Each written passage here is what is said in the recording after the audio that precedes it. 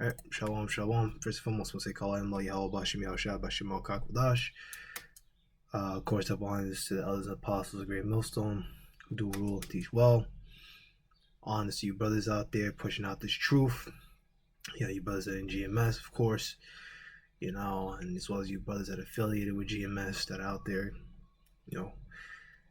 across the four corners, northeast, southwest, pushing this truth, fighting the good fight of faith, calling,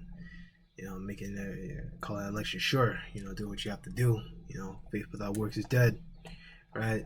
And I caught this, Thursday, right? June 20th, right? Oh, what came out today? Well, it got here, I think it was in other news places before, but I actually saw this yesterday on Insider News, but I'm not gonna talk about yesterday, man, or the day before that, man. Just I gotta get my videos in, try to get them in throughout the week. But we go into this, right? CNN World. Ecuador hit by nationwide blackout, leaving 17 million in the dark, right? And I haven't been sick or anything. I've just been like fucking tired, from work or whatever. But there's no excuses. I'm here, and I gotta get back. I gotta get these videos in, man. So, Ecuador was hit with an hours-long blackout on Wednesday that left South American nations 17 million people without power, right? And when we look at a map, it's pretty much just Naftali, actually, what's this, Naftali? Nope, it's Asher, because you have Colombia all the way up, then you have like Uruguay all the way down here, and like Argentina, Chile is like to the south, like the southeastern tip, all the way down at the bottom. So we can look at here, and you see here like Argentina and Chile. You have Uruguay all the way up to Colombia. And that's pretty much Asher. That's what I meant to say, not Naphtali, Asher. Okay. And you have Zebulon, which is like over here, Central America. But of course, you got also within there, was it Suriname, Guyana, French Guiana, Venezuela, all that's all Asher, happy, and you go into it.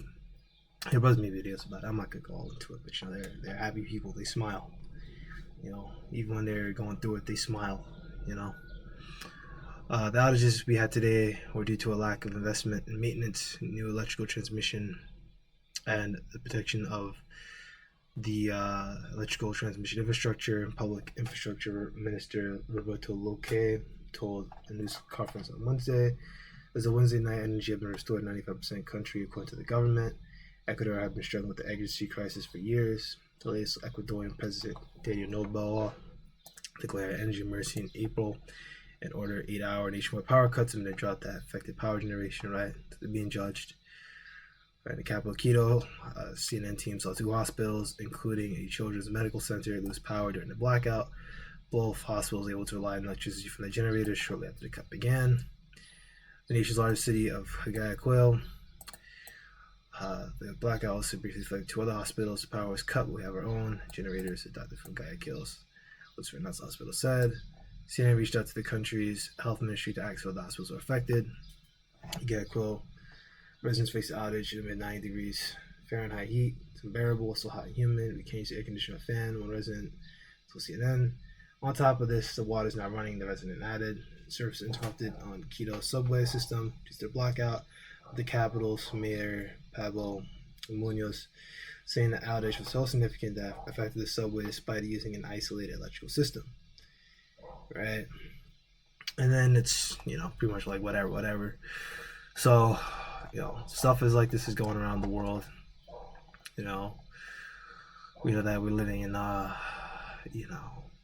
evil times. Redeeming the times because the days are evil. But we know that things like this are going to come to America. Which things like this are going to happen there too, on a large scale. But this thing is going to come to America, as well. Let's get preset. All right, see, it should be here. Right, together 6 and 22, and suddenly shall the sown places appear unsown. Together 6 and 22, and suddenly shall the sown places appear unsown. The full storehouses shall be found empty. Right, talking about food, everything with electricity, all of it's gonna be gone. Right, these are things that just examples of things to come, for the future. Man, let me see. I might have to actually sign in. If see if I know this one. Promotion, 60 heal. Yeah, there we go. Yeah, this is the book of Second 6. 24. At that time shall friends find another like enemies, and the earth shall stand and fill with those that dwell therein. The springs of the fountain shall stand still, and in 3 hours they shall not run. So you're gonna be, famines, lack of water, in these days to come, right? And the rest is this is talk about the elect, see here, yeah, talk about the elect, right?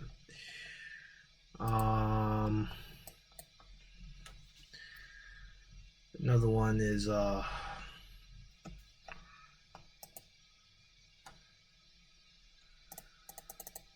this one, but it's closer to the beginning. Let's see here. Yeah, this is a book of Second Edges 15 and 10. Behold, my people is led as a flock to the slaughter. I'll not suffer them now to dwell in the land of Egypt. Right, talking about America, right? Because we being brought to Egypt again with ships, right? And that's going into Deuteronomy 20 and 68, right? Our people were brought here to America. Well, not all of our people. Judah was brought here to America in chains. They were taken from the west coast of Africa, some in like the central part, like Congo, areas like that, and they were brought over to the Americas. I believe the bulk of them, another pastor talked about this. I think the bulk of them was brought into like South America. And to be even more specific, I think it might have actually been Brazil, but I'm not sure about that. Maybe I'll do a video about that because it's a good video.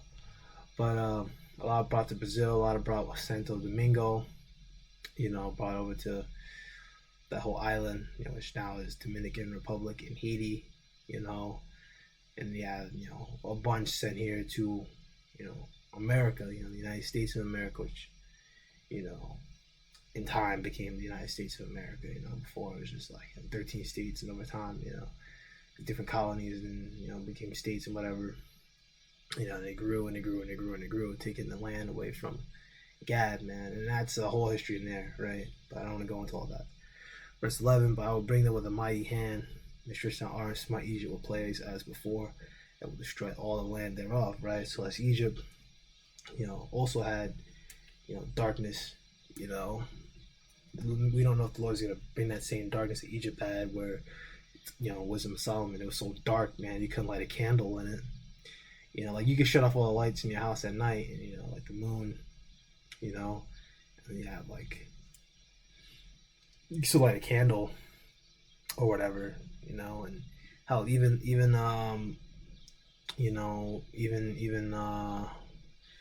what do you call it? Even with trees and whatever, like in nature, there's certain like plants and stuff that give light, But in that darkness, it was so black that there's nothing you could do. There's no light. You're not even able to see anything in there, right? We don't know if the Lord's going to do that to this place, but, it's possible.